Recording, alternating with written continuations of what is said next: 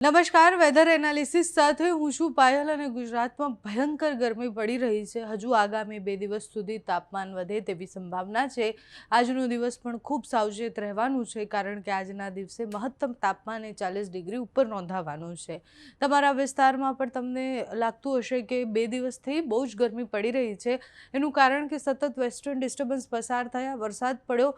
વરસાદ પછી હવે જે ઉનાળાની ગરમી હોય એનું તાપમાન અચાનકથી વધ્યું છે. અત્યારે વેસ્ટર્ન ડિસ્ટર્બન્સની સિસ્ટમો હજુ પણ બની રહી છે. આગામી દિવસોમાં ફરીથી વરસાદ પડે તેવી સંભાવના પણ છે.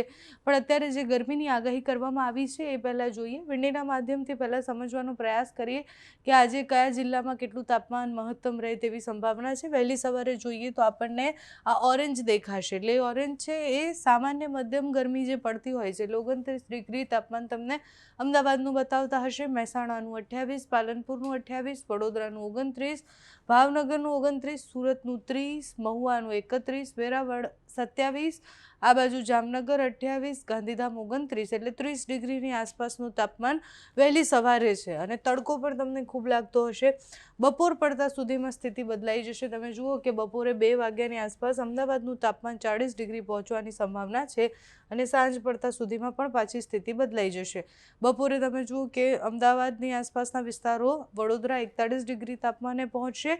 સાથે જ સુરતમાં પણ 39 ડિગ્રી તાપમાન પહોંચવાનું છે. ભાવનગરમાં 39 છે, મહુવામાં 33, વેરાવળમાં 32, જૂનાગઢમાં 40, જામનગરમાં 36, મૂડીમાં 40, આ બાજુ પાલનપુરમાં પણ 39 છે, મહેસાણામાં પણ 39 છે, ગાંધીધામમાં 38 છે, ધોલાવીરામાં 40 છે. એટલે કચ્છમાં પણ ખૂબ વધારે ગરમી પડવાની છે. વડોદરામાં સૌથી વધારે આજે ગરમી પડે તેવી સંભાવના છે.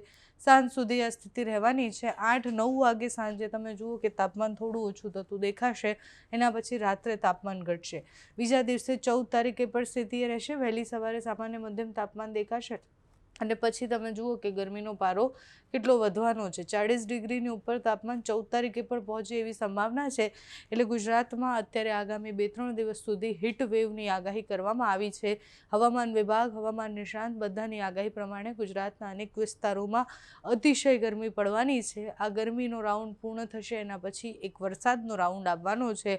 વેસ્ટર્ન ડિસ્ટર્બન્સની સિસ્ટમો બની રહી છે. એ સિસ્ટમો ઉપરના પ્રદેશોમાં જ્યારે હિમવર્ષા કરે ત્યારે ગુજરાત પર પણ એની અસર થાય, મધ્યપ્રદેશ પર, રાજસ્થાન પર એની અસર થાય, દક્ષિણના ભાગોમાં વરસાદ પડે, ઉપરના પ્રદેશોમાં હિમવર્ષા પડે અને એના કારણે ગુજરાતના અનેક વિસ્તારોમાં પણ વરસાદની સંભાવના છે.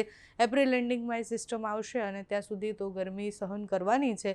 એટલે આગામી 1-2 અઠવાડિયા સુધી ગુજરાતમાં ભયંકર ગરમી પડે તેવી સંભાવના. એના પછી વરસાદનો એક રાઉન્ડ, એના પછી ફરી ગરમી પડશે અને પછી મે મહિનામાં ચક્રવાત બને એવી આગાહી પણ હવામાન નિષ્ણાંતો દ્વારા કરવામાં આવી છે. મે મહિના સુધીની આગાહી ઘણી બધી બદલાઈ પણ શકે છે. અત્યારે તો ગુજરાતમાં ગરમી પડી રહી છે અને એના પછી વરસાદની આગાહી, કરા સાથે, ભારે પવન સાથે વરસાદ પડશે. અંબાલાલ પટેલે જે આગાહી કરી હતી કે ક્યારે વરસાદ પડવાની સંભાવના છે તે સાંભળીએ.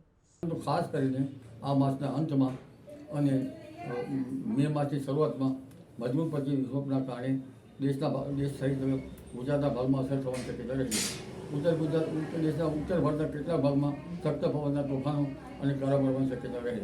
ગુજરાતના ભાગમાં પણ હવામાનમાં પડતો આવે અને પ્રી મોન્સૂન એક્ટિવિટી સાથે કેટલાક ભાગમાં કરા પડવાની શક્યતા રહે. 17 મે બાદ જૂનની શરૂઆત સુધીમાં અરબ સાગર સક્રિય થાય અને ચક્રવાતની શક્યતા રહે. 17 મેથી જૂનની શરૂઆતમાં બંગાળ ઉપસાગરમાં ભારે ચક્રવાતો થવાની શક્યતા રહી શકે. 24 મેથી 4 જૂન વચ્ચે વરસાદ થશે. જે ભાગમાં વરસાદ થશે તે ભાગમાં ચોમાસાનો વરસાદ થવાની શક્યતા રહેશે. આ વખતે ચોમાસું ખંડી વૃષ્ટિ હોવા છતાં ગુજરાતનું ચોમાસું 94%, કોઈ ભાગમાં 96%, તો કોઈ ભાગમાં 98% રહેવાની શક્યતા રહેશે. પરંતુ સઘળા ભાગમાં એક સરખો વરસાદ થવાની શક્યતા રહેતી નથી.